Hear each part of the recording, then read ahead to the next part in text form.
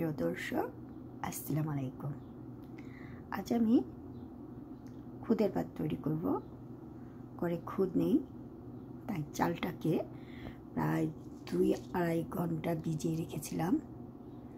এখন এই চালটাকে এভাবে একটা ডলা দিব। এই যে খুদ হয়ে গেছে আমার চাল। এইভাবে প্রতিটা চালকে আমি এভাবে ফুট করে খুদের ভাত তৈরি করব। সবটুকু চালকে এভাবে হাতে ডলে খুদ করে নিয়েছি। আমার খুদ করা কমপ্লিট। এখন আমি মুগ ডাল আর মসুর ডাল দিয়ে এই খুদের ভাতটা তৈরি করব।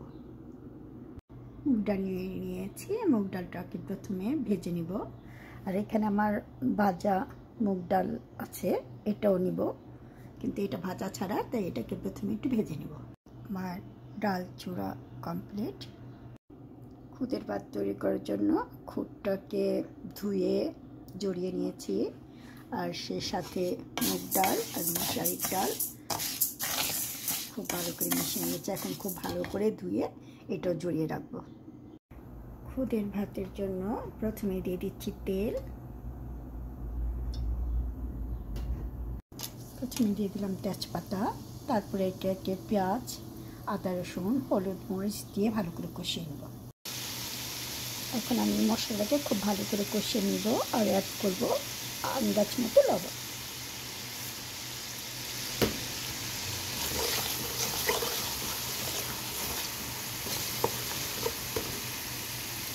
প্রথমে আমি মুগ ডাল আর মসুর ডালকে একটু কষিয়ে নেব। প্রথম দিয়ে দিলাম ডাল। ডালটাকে খুব ভালো করে কষিয়ে নেব।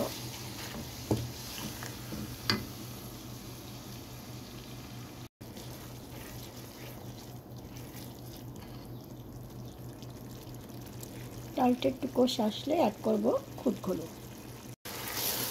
আমার ডালটা কষানো অলমোস্ট কমপ্লিট। এখন আমি খুদগুলো দিয়ে দিয়েছি। এখন খুদ আর ডাল একসাথে ভালো করে ভেজে নেব। খুদ ডাল ভালো করে ভেজে নিয়েছি। আমার ভাজা একটা শব্দ আসছে শন করে। এখন আমি গরম পানি অ্যাড করব। দিয়ে দিয়েছি পরিমাণ মতো গরম পানি। এখন দিব কয়েক ফালি কাঁচামরিচ।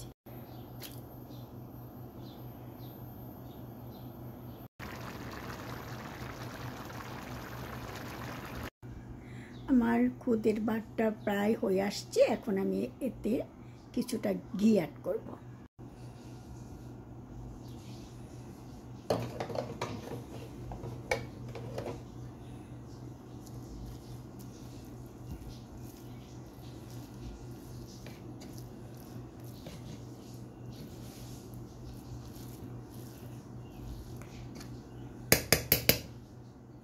এখন আবার কিছুক্ষণের জন্য ঢেকে দেবো। আমার খুদের ভাতটা প্রায় হয়ে আসছে, বাট তারপর আরও কিছুক্ষণ চুলায় রাখবো। আমার খুদের ভাত অলমোস্ট